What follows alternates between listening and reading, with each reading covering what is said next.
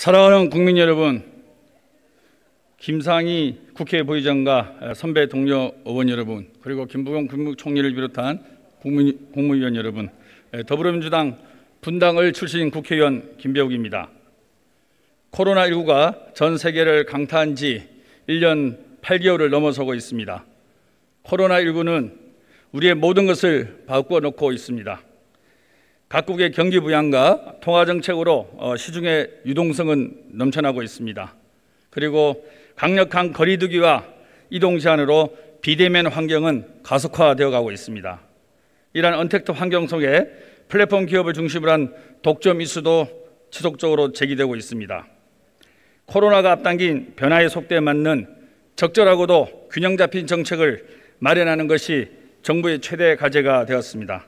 저는 오늘 대정부 질문을 통해 팬데믹 이후 빠르게 변하는 금융경제 환경을 대응하는 과정에서 정부가 놓치고 있는 것은 없는지 전반적인 부분을 짚어보고자 합니다. 먼저 김부겸 국무총리님 앞으로 나와주십시오. 총리님 수고 많으십니다. 네. 방금 윤영석 의원님께서 화천대유라는 성남시 자산관리 업체를 통해서 이재명 후보가 수천억을 편취했다, 이런 발언을 이 자리에서 했습니다. 들으셨죠? 뭐 그런 표현은 한 것 같지는 않고요. 예. 아마 그 5천만 원밖에 투자를 안 했는데 예. 과도한 이익을 가져간 거 아니냐, 그래서 뭔가 문제가 있는 거 아니냐, 이런 취지로 질문을 하셨습니다. 그런데 우리 총리님께서는 행안부 장관도 하셨고 지금 총리를 하고 있습니다. 지방자치단체의 산하 공사를 통해서 이렇게 수천억이라든지 수백억 이런 자금을 특정 집단이나 개인이 편취한다는 게 가능합니까? 그 뭐 정상적으로 상식적으로 생각하십시오. 말이 안 되는 거죠. 말이 안 되죠. 예. 예, 저는 이재명 후보의 입장을 어제 기자회견을 통해서 들었고 그 내용을 여기서 말하고 싶지는 않습니다. 하지만은 저희가 아무리 타 후보를 비판하더라도 상식에 근거하고 합리적 수준에 맞고, 그리고 국민들이 어느 정도 이해할 만한 정도의 비판을 해야지, 정말 이거는 가능성이 전혀 없는 이런 비판을 이 어정당상에서 한다는 것은 정말 슬픈 현실이라고 생각합니다. 동의하시죠? 아마 좀 내용 자체에 대해서 아마 그 정부가 어떤 지자체에 대한 좀 감독을 제대로 철저히 하라, 아마 그런 취지였던 것 같은데요.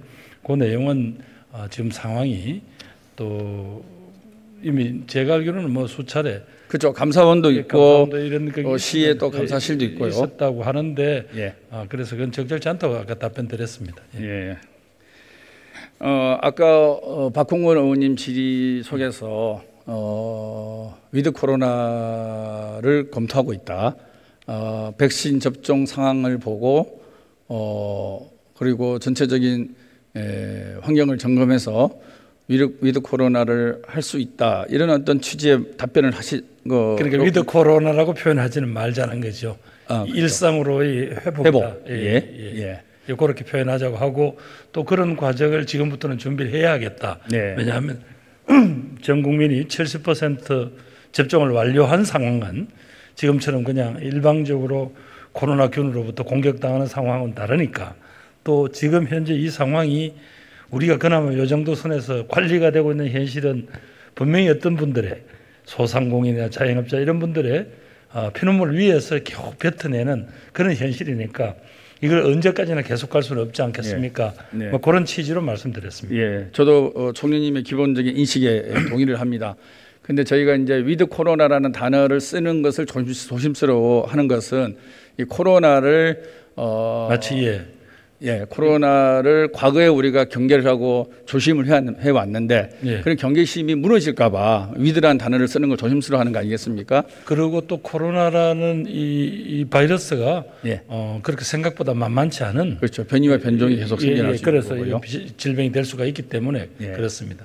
네, 그래서 저는 이 위드 코로나 또는 일상으로 회복, 이것을 하기 위해서는 국민이 정부에 대한 신뢰가 상당히 중요하다고 생각합니다. 그렇습니다. 다시 말해서 기존의 거리두기 제한을 일정 부분 완화한다든지 그리고 우리가 일상으로 회복을 하는 데 있어서 정부가 취하고 있는 방역 체계, 그리고 우리 의료진에 대한 신뢰, 그리고 정부의 백신 수급 계획, 이런 부분에 대해서 국민이 정부를 신뢰할 때만 일상으로 회복 위드 코로나 정책이 상당히 성과를 거둘 수 있다라고 생각합니다. 그에 대한 좀 준비라 그럴까요? 지금 이 순간에 국민들에게 정부를 믿어달라라는 말씀을 한마디 부탁드리겠습니다. 네, 의원님 말씀드릴 기회를 주셔서 감사합니다. 우선 의원님, 국민 여러분들이 잘 아시겠습니다만은 현재 우리가 그나마 다른 나라와 달리 확진자 한 2,000명 선에서 그러면서 위중증자 및 사망자가 낮게 관리가 되는 이 상황은 우연히 주어진 게 아닙니다. 국민 여러분들께서 온갖 어려움을 무릅쓰고 마스크를 쓰시고 개인 간 거리 두기 등 방역 수칙을 지켜주신 덕분입니다. 그럼에도 불구하고 이 방역 체계에서는 아까 말씀드린 대로 소상공인, 자영업자 같은 분들의 지금 정말 피눈물과 절규가 위에서 지금 우리가 버티고 있습니다. 그래서 언제까지나 이대로 계속 그분들에게만 희생을 집중시킬 수는 없습니다.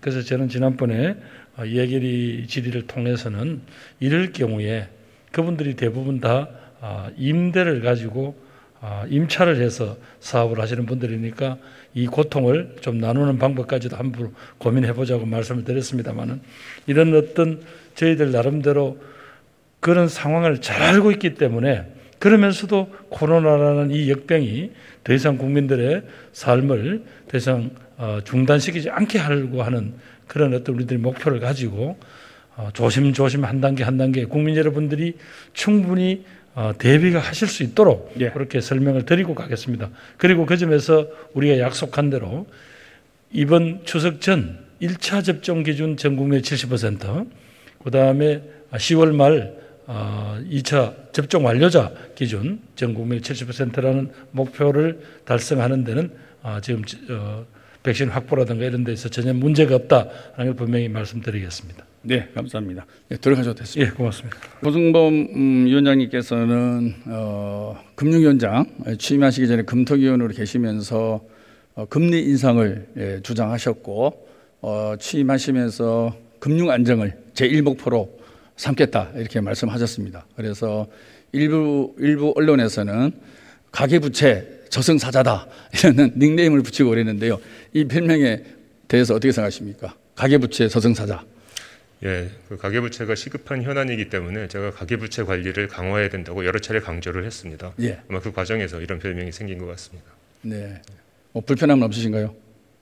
예, 그대로 받아들입니다. 네, 지금 이제 저희가 그동안에 다양한 확장적 재정 정책 그리고 저금리 이런 정책을 써오다가 일정 부분 금리가 올랐고 물론 이제 재정 정책은 확장제로 해야 되겠지만 통화 정책은 긴축 정책으로 방향을 튼 거 아니냐 이런 어떤 분석이 있습니다.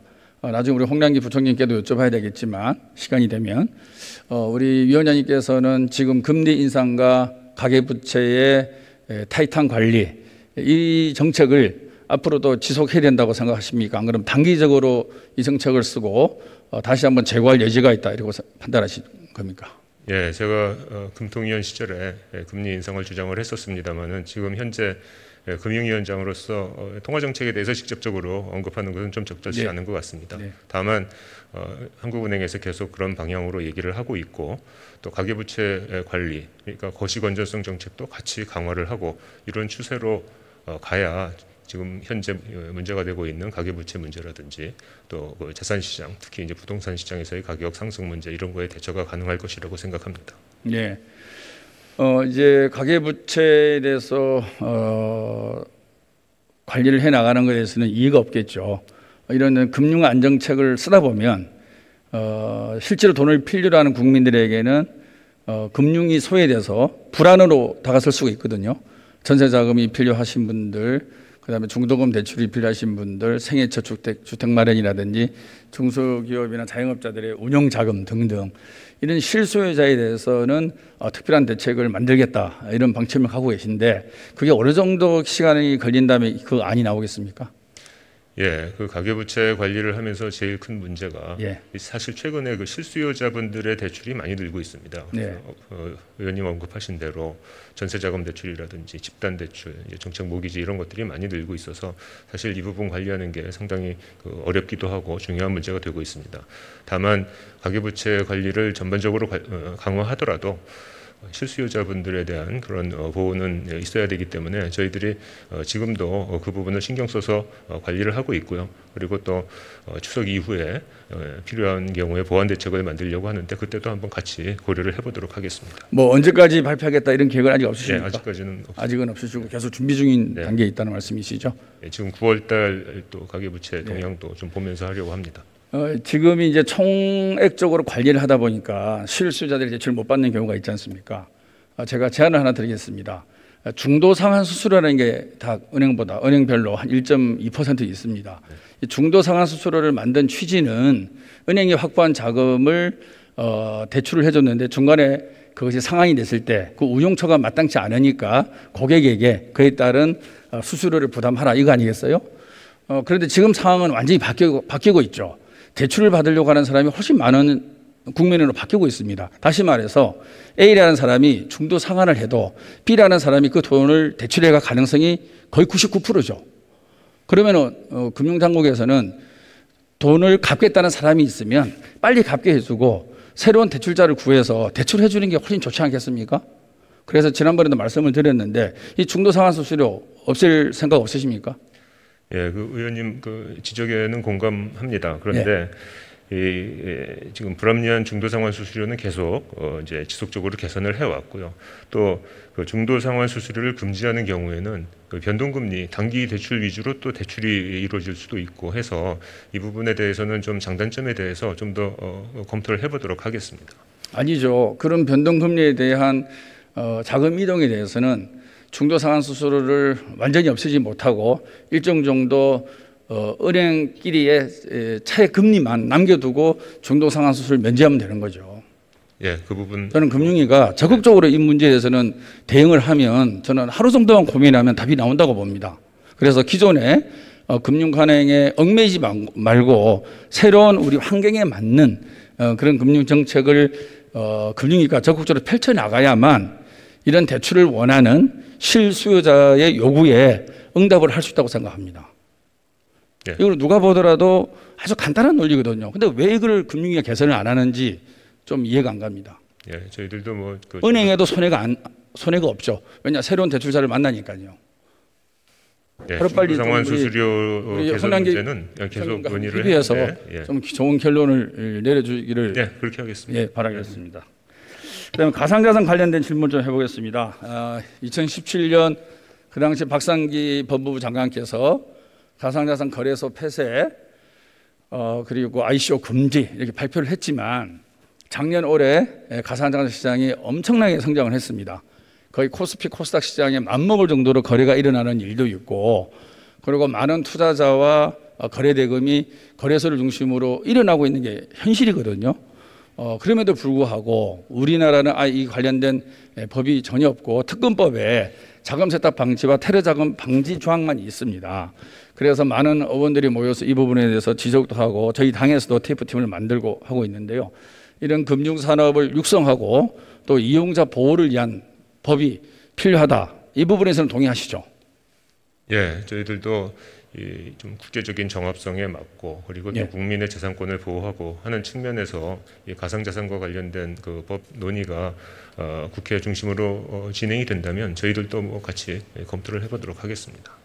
지금 뭐 활발히 여당, 야당 가릴 것 없이 진행을 하고 있고요. 뭐 자본시장법을 개정하느냐, 특검법을 개정하냐, 전자금융거래법을 개정하냐 여러 방법이 있을 수 있는데 대부분의 의원들의 총의는 독립된 업권법이 필요하다라는 데 합의를 이루고 있다고 생각합니다. 그래서 금융위에서도 기존에는 너무나 부정적인 시각이었는데 최근에 좀 변화된 모습을 보여주고 있습니다. 저는 그 부분에서 긍정적으로 평가하고 싶고요.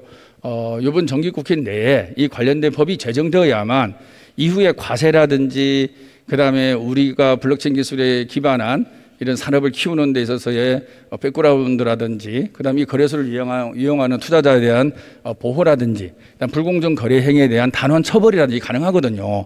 근데 이 많은 투자자와 거래대금이 있는 현상을 그동안에 무시하고 어떤 기존의 과거의 사고에 사로잡혀서 너무 이 시장을 소극적이고 부정적으로 보아오지 않았느냐. 그 결과가 시장은 엄청 커졌고 이 시장에 대한 제도는 전혀 미비되어 있는 거죠.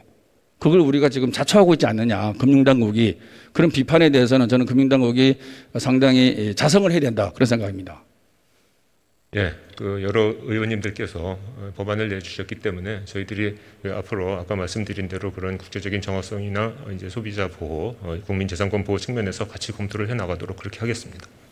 말씀드린 거 잘 알고 계실 줄 압니다. 예, 그리고 우리가 새로운 시대를 대하는 데 있어서 기존의 우리 사고의 틀을 깰 필요도 있고 또 저희가 도전을 할 필요도 있고 도전과 혁신의 과정에 있어서는 시행착오도 있을 수 있다고 생각합니다. 그런데 가장 중요한 것은 바로 시장이거든요. 시장의 힘입니다. 지금 거래소 가상자산을 중심으로 한 거래소 시장이 엄청나게 활발히 진행되고 있고 등락의 폭언이 있으나 꾸준히 성장하리라고 많은 전문가들은 예측을 하고 있습니다. 그리고 새로운 상품들도 많이 나오고 있고 또 새로운 시도들도 이루어지고 있습니다. 그런데 지금 현재 이를 뒷받침할 법도 없고 그런데 내년부터 이 투자자들에 대해서 투자 소득에 대해서 과세를 하겠다는 게 정부의 방침입니다. 세금을 거는 데에서는 납세자의 동의도 상당히 중요하다고 생각하거든요. 그리고 합리적 이유도 있어야 된다고 생각합니다. 근데 기존의 정부의 입장에서는 가상자산 시장을 상당히 부정적으로 봐왔는데 갑자기 과세 카드를 꺼내니 이 시장에 투자하고 있는 사람들, 이 시장을 지켜본 사람들은 상당히 동의가 하기가 어렵다. 이런 입장이 아주 저변에 깔려 있고 뭔가 정부의 변화된 정책을 기대하고 있는 것이 시장의 흐름인 거 아마 알고 계실 겁니다. 이 부분에서 우리 부총리님 의견을 듣고 싶습니다. 예, 의원님 제가 이야기로는 이제 내년에 가상자산에 대한 과세를 좀 늦췄으면 좋겠다는 취지로. 예, 2023년도 주식시장 양도차익 과세를 하는 시점과 함께 가는 것이 타당하지 않느냐 그런 생각. 네, 의원님 이 과세 방침은 지난 작년도에 정기국회에서 여야 정부가 다 머리 맞대고 해서 이미 과세하기로 입법적 조치가 끝난 게 하나가 있고요. 지금 의원님 말씀하신 대로 가상자산과 관련된 시장 규모가 거의 코스피 시장에 맞먹을 정도라 오히려 더 높을 정도로 그렇게 커졌는데 사실은 소득 있는데 과세 있다고 조세가 있다고 그분들은 전혀 지금 과세를 안 하고 있거든요. 과세 형평성 문제가 너무 저는 심각하다고 생각이 됩니다.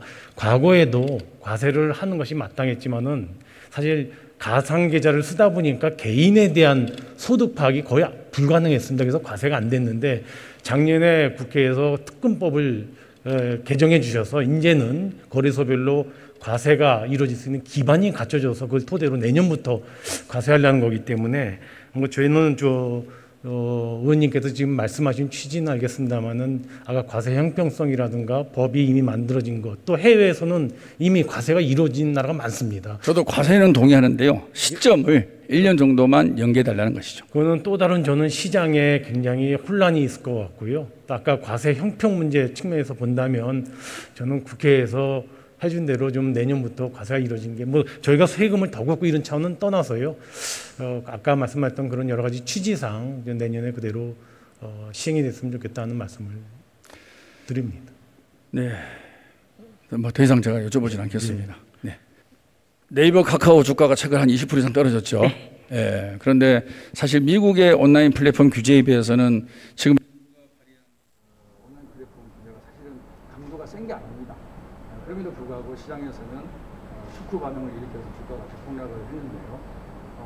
우리가 왜 온라인 플랫폼 공정화 법이 필요하고 미국보다는 훨씬 완화된 형태로 그리고 나름대로 우리 네이버나 카카오나 글로벌적으로 성장할 수 있게끔 고민을 많이 하고 있고 이런 균형 잡힌 시각 속에서 이 법을 만들었다라는 취지의 설명을 국민들에게 좀 말씀해 주십시오. 예. 그 의원님께서 말씀하신 것처럼 한국의 온라인 플랫폼 공정화법은 미국에 있어서의 플랫폼법보다 강도가 아주 낮습니다. 그리고 한국에 있어서 온라인 플랫폼 공정화법은 실제로는 이 이 플랫폼 산업에 있어서의 역동성 그리고 혁신에 있어서의 중요성을 유지를 하고 이 부분이 계속 지속되기를 바랍니다. 동시에 이쪽에 입점한 180만 중소 입점 업체들을 보호함으로써 플랫폼과 입점 업체가 동시에 혁신하고 동시에 성장할 수 있는 최소한의 규제를 저희가 목표로 하였습니다. 그래서 예. 예.